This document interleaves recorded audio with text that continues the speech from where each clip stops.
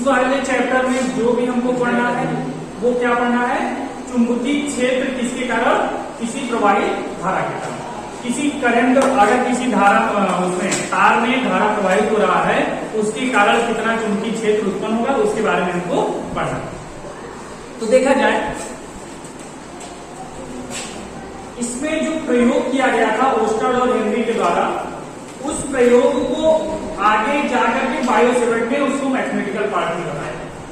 थोड़ा ध्यान से देखेंगे तो समझ में आ जाएगा। उन्होंने क्या बताया था, कोई एक धारावाही चालक है, इसमें अगर हम लोग करंट को फ्लो करेंगे, धारा को प्रवाहित करेंगे, तो अगर मैं इसके पास कहीं पर भी कोई भी एक चुंबकीय सुई रखेंगे तो उसमें हमको क्या देखने को मिलेगा, विक्षोभ देखने को मिलेगा। साथ ही अगर मैं इस चुंबकीय क्षेत्र इसको, इस धारा को की दिशा को मैं क्या कर दूं, बदल दूं, धारा की दिशा को अगर बदल दूंगा तो इसमें जो विक्षोभ देखने को मिल रहा है वह क्या होगा, अलग देखने को मिलेगा, परिवर्तित मिलेगा।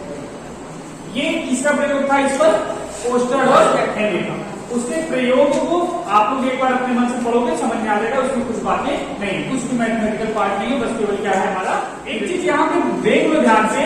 यहाँ पर ये है कि धारा प्रवाहित होने से यहाँ पर जो चुंबकीय क्षेत्र उत्पन्न हुआ है, चुंबकीय क्षेत्र ही है, इसका कंफर्मेशन करने के लिए एक और प्रयोग इन्होंने किया था। ध्यान से देख लो कि चुंबकीय क्षेत्र ये है कि वैद्युत क्षेत्र है। जैसे अभी तक आपने वैद्युत क्षेत्र पूरा पढ़ा है ना, कि धारा अगर प्रवाहित हो रहा है तो उसके कारण भी वैद्युत क्षेत्र उत्पन्न होता है, कि चुंबकीय क्षेत्र उत्पन्न होता है।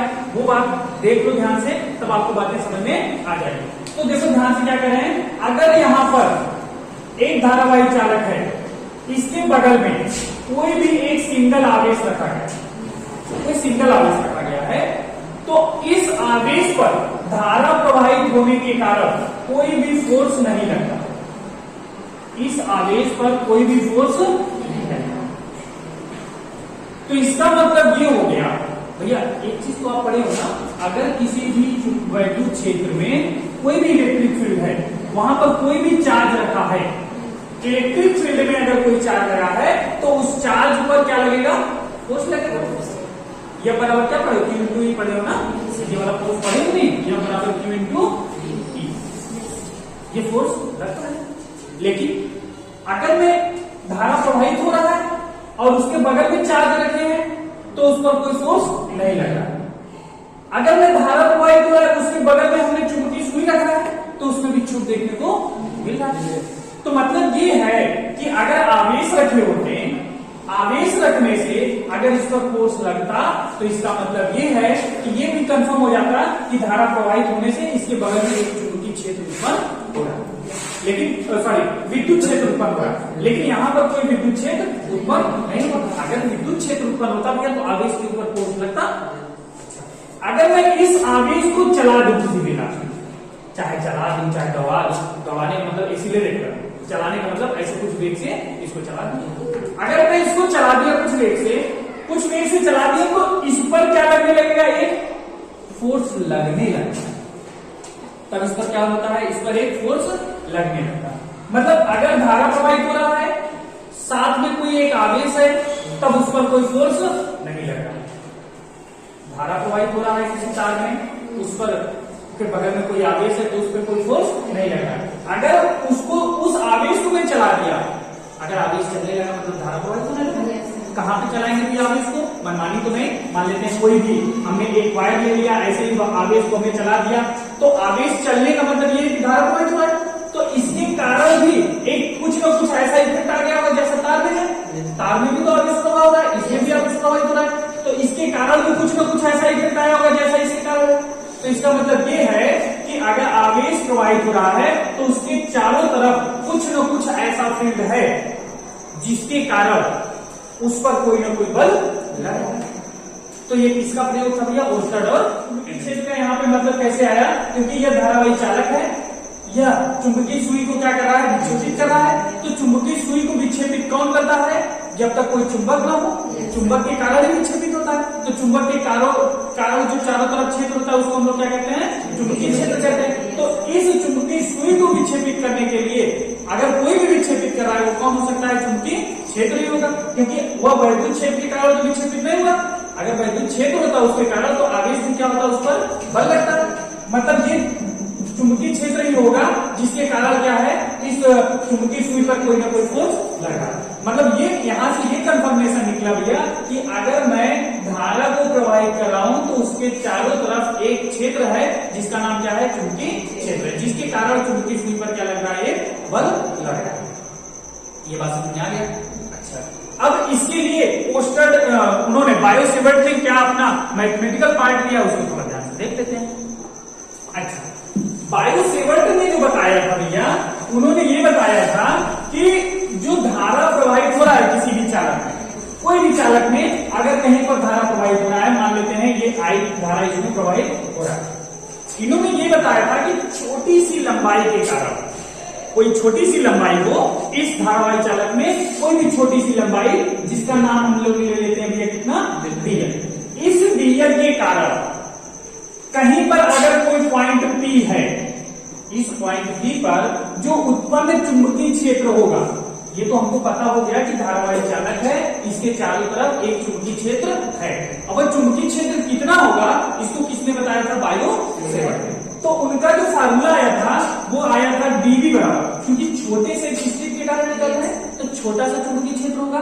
इन्होंने ये नहीं बताया था कि पूरे धारावाही चालक के कारण, बस इन्होंने ये बताया था कि छोटे से स्ट्रिप के कारण कितना धारा, विद्युत धारा और सॉरी चुंबकीय क्षेत्र उत्पन्न होगा। इन्होंने ये बताया, ये इनका जो फार्मूला आया था μ0/4πI dl cross r vector upon r cube. Sine theta है दिया, इसी में साइन थीटा छुपा हुआ है। आपको पता होगा कि vector a cross vector b बराबर होता है mod of a vector into mod of b vector into sine theta और साथ में N cap. N cap is perpendicular to vector a and vector b। तो यहां पर हमारे यहाँ पे दिशा भी है, ये भैया क्या है, चुंबकीय क्षेत्र का सदिश फॉर्म, वेक्टर फॉर्म, ये चुंबकीय क्षेत्र का वेक्टर फॉर्म। अगर मैं इसको इसके स्केलर फॉर्म में लिखूं तो इसका स्केलर फॉर्म कितना होगा, डीवी वेक्टर बराबर, आपको थोड़ा सा मैं यहाँ पे फार्मूला दिखा देता हूं तब जाकर के इसका दिखाएगा, है ना। μ0/4πI D L R vector, D L cross R vector को मैं इस तरह से ब्रेक करूं ए क्रॉस बी के फॉर्म में, कितना हो जाएगा देखो, D L into R into sine theta upon कितना, आर स्क्वायर क्यूब है भैया, एक आर से एक आर कट जाएगा तो क्या बचेगा हमारा, डीवी वेक्टर बराबर μ0/4πI D L sine theta upon R square. ये वाला आप लोग पढ़ेंगे, है ना। तो ये हमारा स्केलर फॉर्म है और ये हमारा क्या है, वेक्टर है ना। इस वेक्टर वाले फॉर्म से आप अगर इसको याद रखे रहेंगे तो हमेशा आपको चुंबकीय क्षेत्र की तीव्रता देखने को, उसकी दिशा देखने को भी समझ में आ जाएगा, है ना। तो इस वाले फार्मूले को आप हमेशा याद रखेंगे। ये भैया एक चीज यहाँ पे हमको मिला है, क्या चीज, थीटा। थीटा क्या बताता है, इन दोनों सदिशों के बीच के कोण को, इन दोनों सदिशों के बीच के कोण को, तो कौन सी वाली सदिश ली है भैया, डीएल, लंबाई, वो भी सदिश। तो इन्होंने बायोसेवर्ट ने उस जो छोटे सी लंबाई है डीएल वाले को एक सदिश वेक्टर के रूप में लिया। अब सदिश है तो उसकी दिशा क्या होती है सर, उसकी दिशा क्या होती है भैया, उसकी जो दिशा होती है करंट बहने की दिशा में होती है। लंबाई एक सदिश है जिसकी दिशा क्या मानी गई है, दिशा क्या मानी गई है, करंट बहने की दिशा। जिधर तरफ धारा बह रहा है उधर की तरफ क्या है, दिशा। और ये आर वेक्टर जो है यहाँ पर कंसीडर किया गया है, ये जो हमारा डीएल है, डीएल वेक्टर हमारा ऊपर की तरफ और आर वेक्टर इधर की तरफ, इन दोनों के बीच का कोण थीटा है। तो यहाँ पर हमने क्या लिया, D L cross R vector, और यहाँ पर हम लोग जो निकालेंगे यहाँ से चुंबकीय क्षेत्र निकालेंगे। तो जो थीटा है भैया वो क्या है, इन दोनों के बीच का डीएल और आर के बीच का कोण कहाँ लिया गया है, ऊपर की। समझ में आया, अच्छा। तो ये तो फार्मूला आपको समझ में आ गया, इस फार्मूले को हमेशा याद रखना है, ये फार्मूला उससे बन जाएगा। चलो, ये बायोसेवर्ट जी ने बताया। अब देखते हैं डायरेक्ट यही नहीं बताया था, उनका जो पूरा प्रयोग था उन्होंने ये बताया था कि अगर कोई भी धारावाही चालक है उसके कारण कहीं पर हमको चुंबकीय क्षेत्र B निकालना है, तो B की जो वैल्यू होती है उसमें प्रवाहित धारा के अनुक्रमानुपाती होता है। कितना धारा प्रवाहित हो रहा है उसके अनुक्रमानुपाती होता है। और अगर उसमें क्या है, कोई भी छोटा सा स्ट्रिप ले ले, उन्होंने किसके लिए बताया था, छोटे से स्ट्रिप के लिए। अगर छोटे से स्ट्रिप है तो उसके कारण जो उसके उत्पन्न चुंबकीय क्षेत्र होगा उसके क्या होता है, डायरेक्टली प्रोपोर्शनल होता है। तो छोटी सी लंबाई के लिए उसके क्या होता है, डायरेक्टली प्रोपोर्शनल होता है। और उन दोनों के बीच के कोण का, इसके dl और उन दोनों के सभी जो r वेक्टर है, मतलब इस तरह से अगर कहने पहले कि b वेक्टर जो है वो inversely proportional to the r square, है ना। अच्छा, तीसरा वाला जो उन्होंने लास्ट कहा था वो क्या है कि dv वेक्टर जो होता है वो साइन थीटा के क्या होता है, जैसे जैसे ये वाला एंगल क्या होगा, बदलता जाएगा, उस तरह से यहाँ पर चुंबकीय क्षेत्र का मान भी क्या होगा, किससे बदलता जाएगा, उस dl से, dl वाले से जितना दूर तक बदलता जाएगा वैसे वैसे यहाँ पर चुंबकीय क्षेत्र का मान भी क्या होगा, बदलता। इन सभी बातों को समराइज करके ये बातें कही गई कि जो dB की जो वैल्यू होता है वो क्या होता है, डायरेक्टली प्रोपोर्शनल टू होता है I delta L sine theta upon. अगर यहां से हम लोग ये प्रोपोर्शनल हटाते हैं तो एक कांस्टेंट लगाते हैं तो उसकी वैल्यू है dB equal to μ0 upon 4 pi I delta L sine theta upon r square. तो ये बायो सेवर्ट का पूरा फार्मूला है। ये बातें समझ में आ गई,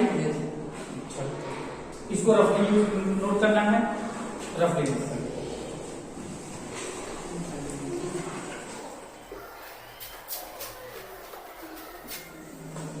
हम लोग ये निकाल लिए भैया कि इस छोटी सी लंबाई के कारण इस बिंदु पर कितना चुंबकीय क्षेत्र होगा। ये हमने नहीं निकाला, ये किसने निकाला है, बायो सेवर्ट। हाँ, तो बायो सेवर्ट ने एक छोटी सी लंबाई के कारण क्या बताया है, चुंबकीय क्षेत्र बताया।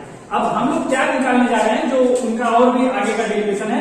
एक छोटी सी लंबाई है, कुछ भी फाइनाइट लंबाई है, कितना भी हो, 5 मीटर 2 मीटर 1 मीटर कुछ भी हो। हम यहां से एक दूरी पर परपेंडिकुलर डिस्टेंस मान लेते हैं, एक दूरी है। यहां से हम लोग क्या निकालना चाह रहे हैं, इस वाले पूरे तार के कारण इस पर कितना चुंबकीय क्षेत्र होगा, बी की वैल्यू निकालना है। अच्छा, बी की वैल्यू निकालने के लिए यूज करेंगे हम लोग किसका नियम, बायो सेवर्ट का। बायो सेवर्ट ने क्या बताया था कि अगर आपके पास इस तरह से कोई छोटी लंबाई dl है और इसमें धारा इस तरह से ऊपर की ओर प्रोवाइड है, यहां से कोई भी हम लोग एक r वेक्टर ले लें, dl और r वेक्टर के बीच में हम लोग एंगल मानेंगे, तो इसके कारण उत्पन्न क्षेत्र कितना हो, कितना चुंबकीय क्षेत्र उत्पन्न होगा। हम लोग इसके लिए देखो इस तरह से मान रहे हैं, इसको पूरा फाइनाइट है तो यहां से यहां तक हम लोग इसको मान लिए। यहां पर ये मान लेते हैं कि इसका जो यहां से a वाला जो परपेंडिकुलर डिस्टेंस जहां पर भी लिए हैं, यहां से इसका जो एंगल वो कितना है, ∅1 मान लेते हैं, और नीचे वाला पूरा का पूरा इस वाले से कितना है, ∅2। ये वाला एंगल है ∅2। बायो सेवर्ट वाला हमने इरेज नहीं किया ताकि आपको समझ में आए। ये वाला एंगल हमको मानना है कितना है। यदि अगर हम ये कह दें यहां से यहां तक का जो एंगल है, ये वाला एंगल कौन सा होगा, यहां से आगे का, अगर ये वाला थीटा होगा, ये 90 परपेंडिकुलर है, तो ये वाला कितना होगा, 90 माइनस थीटा। कोई दिक्कत परेशानी नहीं, एंगल वगैरह हमने ये कंसीडर किया, ये ∅2 है, ये कितना है, ∅1 है, ये कहीं पॉइंट हमारा A होगा, ये कहीं पॉइंट B है, और यहाँ पर कोई पॉइंट P है। Here we will have to find the magnetic field। अब ये मान लिए A है, हम मान लेते हैं ये जो हमने कहीं पॉइंट लिया है, कहीं पॉइंट O लिया है, वो नॉट मिडिल पॉइंट, ये मिडिल पॉइंट नहीं है, बीच का पॉइंट नहीं है, ये बीच का पॉइंट नहीं है। यहां से हमको क्या करा है, यहां से कंसीडर कर लेते हैं L लंबाई पर, छोटी सी L लंबाई पर एक छोटा सा स्ट्रिप dl है। अब बायो सेवर्ट का नियम, इस dl के कारण इस बिंदु P पर हम लोग निकालेंगे कितना चुंबकीय क्षेत्र होगा। छोटी सी लंबाई के कारण B पर चुंबकीय क्षेत्र क्या होगा भैया, बायो सेवर्ट ने बताया है कि dB बराबर क्या होता है, μ0 अपॉन 4 पाई आई dl साइन थीटा। थीटा को ध्यान में रखना। थीटा कितना है, यहाँ थीटा तो यहाँ कितना है 90 माइनस थीटा अपान कितना भैया। तो ये dv की वैल्यू आ गई भैया, dv बराबर म्यू 0 अपान 4 पाई आई dl साइन 90 माइनस थीटा होता है आपका कितना भैया कॉस थीटा अपान। ए भाई ध्यान से देखो सर जी, आपने थीटा इसको क्यों नहीं लिया, थीटा क्यों आपने इसको लिया, मनमानी तो नहीं ले सकते ना, क्यों थीटा आप यहां माने इसको नहीं माने,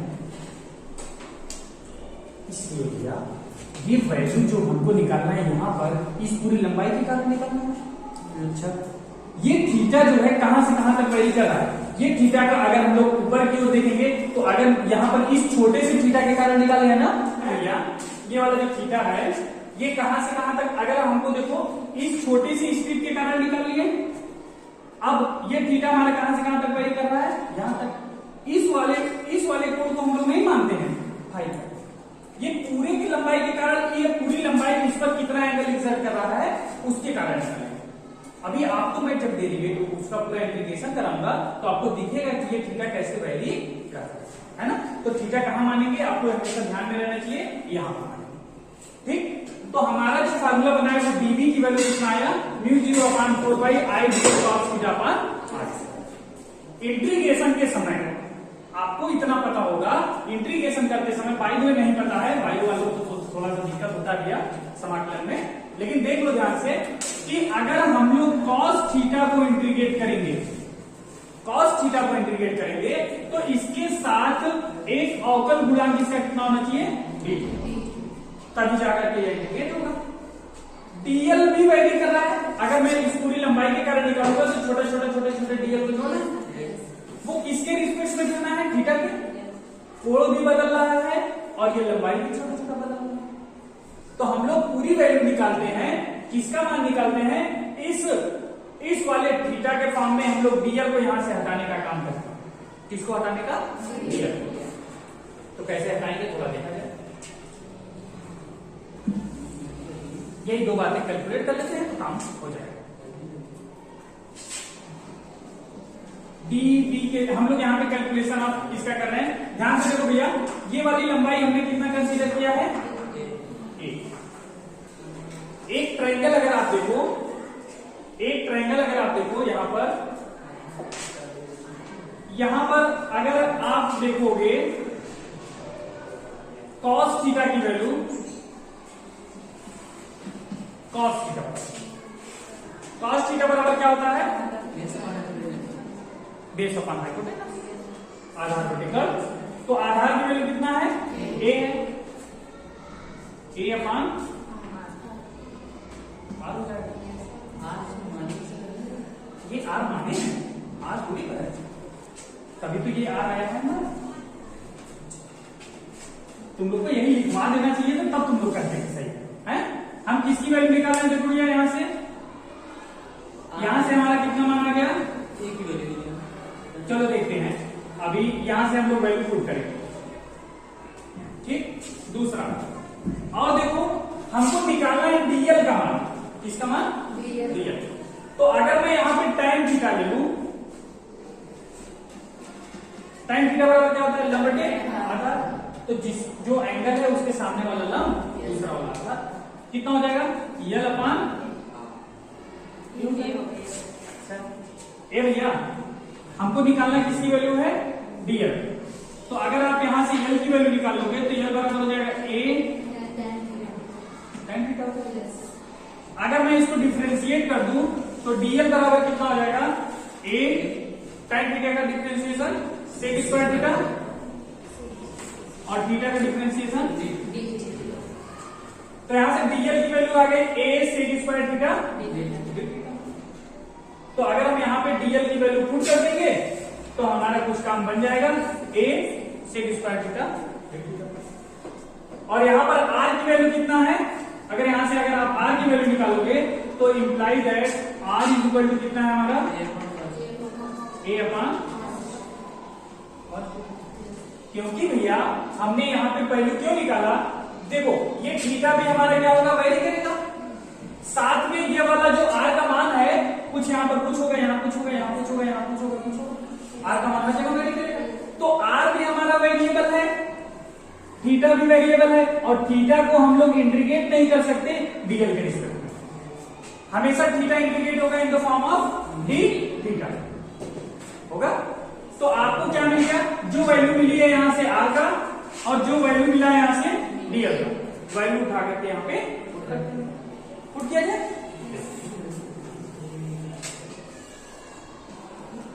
डी बी इक्वल टू क्या मिलेगा मुझे यहाँ पे, mu 0 upon 4 pi I, DL का मान कितना है भैया, A sec square theta D theta, साथ में कितना है cos theta upon R square, R का स्क्वायर मतलब कितना भैया, ए अपॉन कॉस थीटा का, तो ये सब पता नहीं किसी को, बस लिख लेते हैं भैया, सिंपल में कैलकुलेशन बचाएगा, mu 0 upon 4 pi I, cos square हो जाएगा, ऊपर चला जाएगा, अगर आप थोड़ा सा भी देख पा रहे हो तो ये cos स्क्वायर थीटा होगा, ऊपर मल्टीप्लीकेशन में sec स्क्वायर है, तो cos square theta into sec square theta बराबर 1। तो क्या हो जाएगा, आई ए यहाँ पे बच गया हमारा कितना, इंटू केवल कितना बच गया cos थीटा और डी थीटा, ये भैया ये वाले cos स्क्वायर से ये sec स्क्वायर 1 अपान में कितना बचा केवल भैया ए स्क्वायर, यही बचेगा।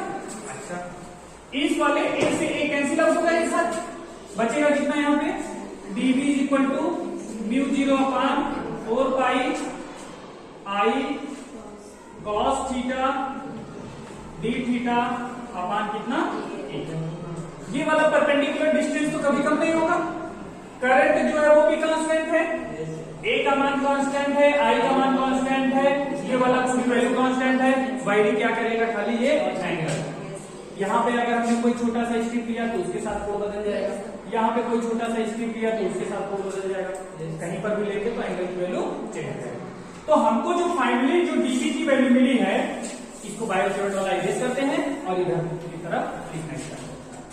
तो जो हमको वैल्यू डीबी का मिला है वो कितना मिला है भैया, म्यू 0 अपॉन 4 पाई, आई भी कांस्टेंट है, ए भी कांस्टेंट है, वैरी क्या करेगा भैया हमारा, थीटा वैरी करेगा विद रिस्पेक्ट टू, अगर पूरे तार की कारण हमको निकालना है इसको इंटीग्रेट कर देंगे, तो integration of D B is equal to, ये वाला कांस्टेंट है म्यू 0 अपॉन 4 पाई कांस्टेंट है, आई भी कांस्टेंट है, ए भी कांस्टेंट है, इसको इंटीग्रेट करना है with in the limit, limit क्या होगा उसको थोड़ा ध्यान से, इस थीटा, ये थीटा हमारा कहां से कहां तक वेरी है, हाई से हाई 1 से हाई 2, अगर हम लोग ऊपर की तरफ लेंगे तो धनात्मक, नीचे की तरफ लेंगे तो मतलब प्लस फाइव 1 से ऐसे, नीचे की तरफ लेंगे माइनस फाइव 2 से प्लस है ना, तो थीटा का जो लिमिट है वो कहां से कहां तक है, माइनस फाइव 1 से, थीटा जो है माइनस फाइव 1 से, अरे माइनस फाइव 2 से प्लस है, ये मेरी तो इसी को इंटीग्रेट कर दो, तो ये जो पूरा जो डीबी था वो कितना हो जाएगा हमारा, D is equal to mu 0 upon 4 pi I upon A integration of minus high 2 से हाई 1 तक, इसको कॉस थीटा, कॉस थीटा का integration sine mu 0 upon 4 pi I upon A, ये हो गया हमारा भैया साइन थीटा, अपर लिमिट कितना हो गया, ये हो गया माइनस 5 2 से 5, तो ये हमारा पूरी वैल्यू जो बी की वैल्यू आ गई mu 0 upon 4 pi I upon A, upper limit minus lower limit, तो अपर लिमिट हो गया कितना, sine of five 1 minus sine of minus, और ये माइनस माइनस कितना हो जाएगा, तो यहाँ पे b इक्वल टू हो गया mu 0 upon 4 pi I by A sine I1 plus sine ये ओवरऑल हमारी जो आगे वैल्यू क्या आ गया, किसके कारण उत्पन्न चुंबकीय क्षेत्र। समझ में आया? अब हमारा एक पार्ट इसमें क्या बचता है जो हमने आपको नहीं बताया था, उसी टाइम बताना चाहिए था। क्या है कि इसके कारण उत्पन्न चुंबकीय क्षेत्र जो है उसकी दिशा क्या है, उसका डायरेक्शन कैसे फाइंड आउट करना। अभी के लिए ये फाइनाइट वायर के कारण जितना मैग्नेटिक फील्ड उत्पन्न होगा वो समझ में आ गया। अब हम लोग क्या बताएंगे कि इसके कारण उत्पन्न कितना मैग्नेटिक फील्ड है, उसका डायरेक्शन क्या होगा, उसको कैलकुलेट करेंगे।